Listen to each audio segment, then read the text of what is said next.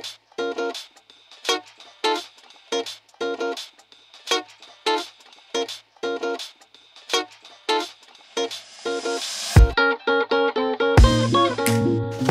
guys, and welcome back. This is a quick look at the Frog Lube CLP lubricant, cleaning solution, rust prevention product. Really like it a lot. I've used it on my Rhino, very simple to use, and I must say that I'm thoroughly impressed. Now, I don't want to make this just about the Frog Lube. I also want to get to something else regarding the Rhino itself. So this is like a two-for video, two-in-one type of thing. I actually took apart my Rhino and try to, get into the inners of it. If you own a Rhino, if you're looking into getting a Rhino, a Chiappa Rhino firearm, you will probably have noted or will note that they highly recommend you stay away from opening the gun to try to get to the insides of it. And the reason why is because it's this highly complex system, and has many moving parts inside of it. So they don't recommend you do it on your own unless you're an experienced gunsmith or are directly a gunsmith for Chiappa, that works for Chiappa. So with that in mind, this is how this came to be. I actually don't ask me why. I just felt like, I can't be that difficult. I did some research on it. I looked online at a lot of images. There's not much out there, by the way. Pretty much the same thing that comes into and in with the manual of the firearm is what I found online. But it's interesting, to say the least, that I actually decided to go through with it, and I did. So if you own a Rhino or are looking for one, you will note, and let's first obviously make this safe. As you can see, it is loaded. I have some 357 mags inside, so I don't want anybody to freak out that I'm working with a loaded gun. Alright, which by the way, I actually found ammo. Can't believe it. I found 357 Magnum, I found 9mm, so I'm really psyched about that.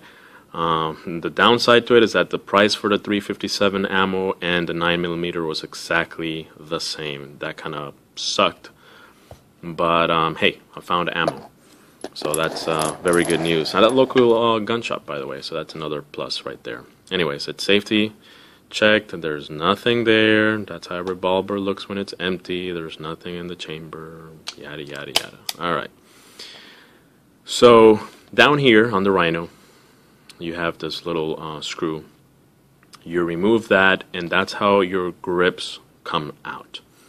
Once you remove the grips, you'll have a little short, little snubby part of the frame, and it has these screws here, plus I think another 3 inside the snubby part of the frame. Those are the ones that they recommend you never touch or remove. This plate out here. The minute you remove that, you gain access to the insides, to the guts of the gun. Okay? And yeah.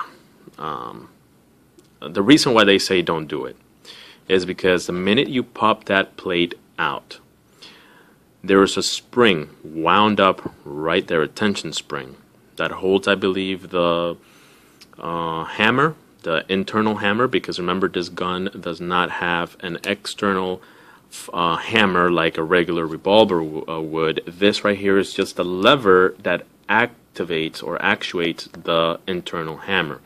So when you pull this lever back, oh sorry, I forgot to close that cylinder. Alright, here we go. When you pull it back, alright, notice that it goes right back to the original position. Yes, the gun is in single action, but no, the hammer does not stay back because the hammer is located internally. So anyways, that spring, the minute you take this out, that spring just boom, just comes flying out of the firearm. And that is why they recommend you don't take it out, because the minute it comes flying out, all the other parts that are there kind of held together will lose that tension, and they just will go all out of place. So once again, crazy me, I went ahead and did it anyways. Yeah, I mean, quite an experience. As you can tell, it survived. I understand this revolver a lot more now that I've taken it apart and put it back together than before. Very complicated, very complex little internals of this firearm. But I must say that it was worth it. I don't recommend it for anybody. If you're, I guess, somewhat savvy with guns and you have a few hours to spare, that's how long it took me. Of course, I'm not a gunsmith, so that's why it took me that long. If I were a gunsmith, if I were to have known how to operate the internals, then yeah, it would have taken me a lot less. Now I can probably take it out and put it back together in 5 minutes. Nah, maybe not that little, but I don't know, 10, 15 minutes. And so yeah, it blew me away. It really did. Now, where does this tie into the frog lube? Well, just so happens that the day that I did this, I also received the frog lube for the first time. I bought the frog lube primarily because I wanted a product that smelled clean, that I can use inside my home without my wife screaming about how much it stinks. And once again, I live in an apartment, so I don't have a garage or anything of that sort. Whoa! I do have, however, a little patio area, so that's usually where I would do my gun cleaning with the previous products, so my wife doesn't get all upset about the smells and whatnot. But yeah, so frog lube, I did a lot of research on it. I was thoroughly impressed. I went ahead and purchased it, and I'm still thoroughly impressed after I have used it. It's very simple to apply. You heat your gun up with a heat gun, with a hair dryer. If you have a wife or any females live in your home that are in their teenage years or older, you'll definitely have a hair dryer for sure. So you can heat the gun up that way. And as a matter of fact, in the instructions that come with the actual product, the frog lube, it'll tell you that you can even use heat from the sun, as you can see right there. So that's another way. You can put the gun out in the middle of the sun and let the sun heat it up for you. Once it's hot to the touch, once the entire frame of the gun is hot to the touch, and by the way, it's safe on wood and plastic grips. They don't recommend it on, I think, rubber grips. That's what they don't recommend it on. You can put this on nylon, plastics, polymer, metal, wood, and it'll work just fine. But anyways, once you heat it all up, you apply it. I personally, for this one, I used a toothbrush. So I applied it and waited a few minutes. How many minutes? Probably 3 minutes. Probably less than that. And I used the rag that it came with. Alright, it came with this little, oh, that's bright on the screen. It came with this little, oh god, I can't get the name of this type of material. Microfiber, there you go. Microfiber cloth that it came with, and wiped it all down. This is pretty much the dirt that came out of it, if you can see it there on camera. And that's it. Of course, you'll go through the barrel. You'll go through each individual cylinder on your revolving chamber. So, yeah. So once again, how does it tie in? I keep going back in circles. Once I removed all this, there was a lot of lube and my old residue lubes that I used to use before, and gun cleaners mixed in with all the gunpowder and stuff that gets inside that area, and I was able to clean that thing to almost a brand new condition. So it was worth it. It was worth it because I learned a lot about the internal functions of the gun, revolver, firearm, whatever you want to call it. And I also learned, you know, that it does accumulate quite a lot of the old chemicals that you're running through it. So yeah, I'm not afraid to do it anymore. In the future, you know, maybe, I don't know, a couple of months down from now, after I've shot this, you know, a dozen more times, then yeah, I will pop it back out again, and I'll know how to put it back in.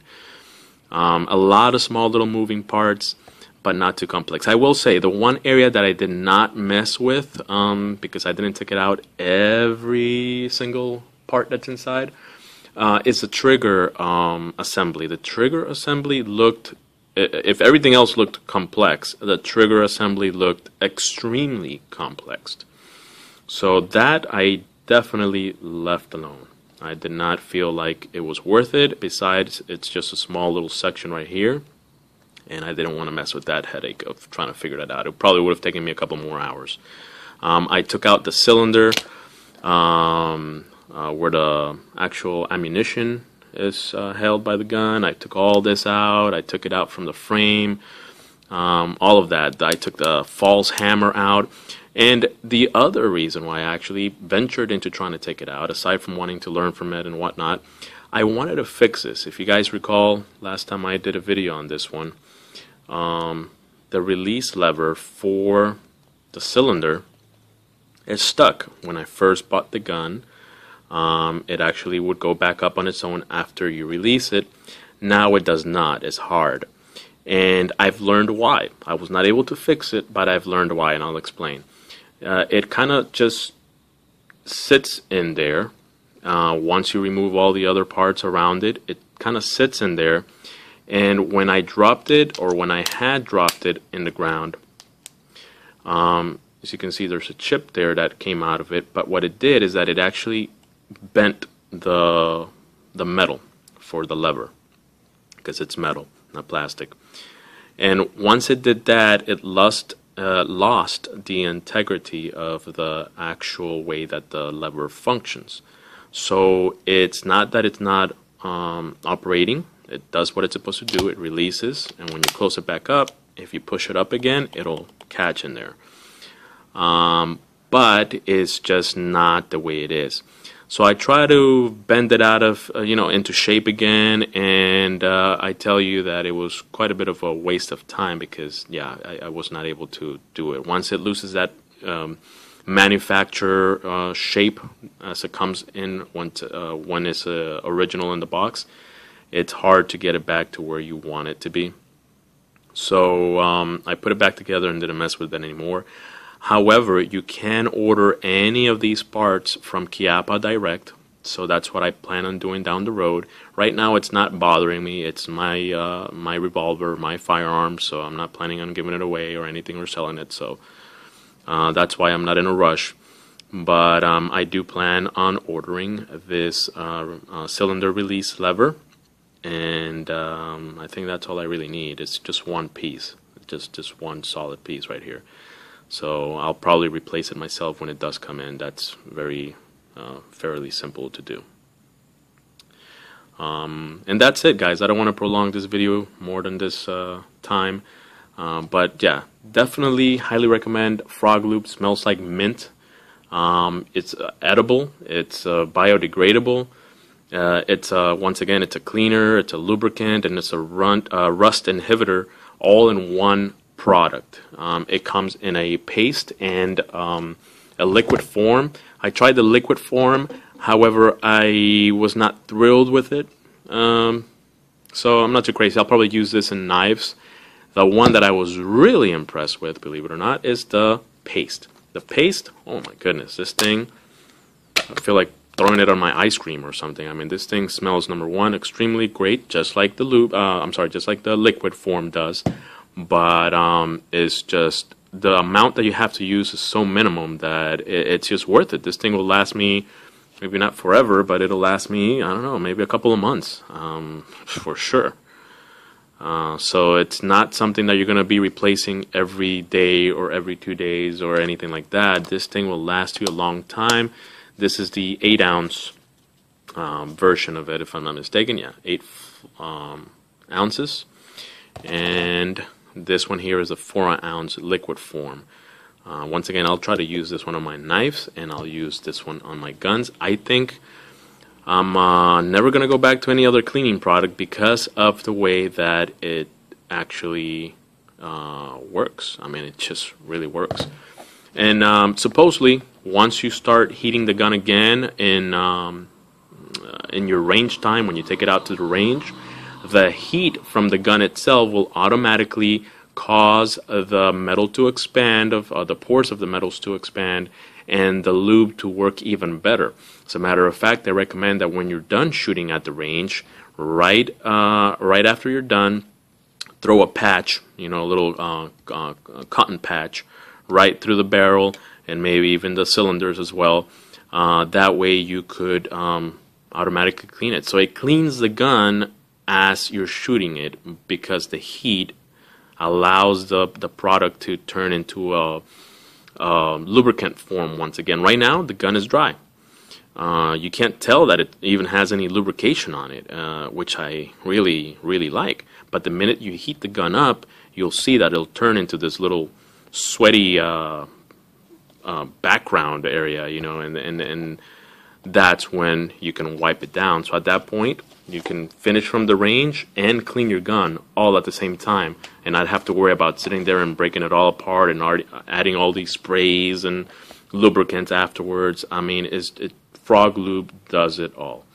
No, they're not paying me. I don't know anybody from Frog Lube. I just know that I reviewed all the information that I could from the internet, forums, my own research, the company itself, videos on YouTube, and I decided to go ahead and give it a try, and that's why I believe in it, because I've tried it and it works. So if you're looking for a nice cleaner for your firearms and for your knives, highly recommend Frog Lube.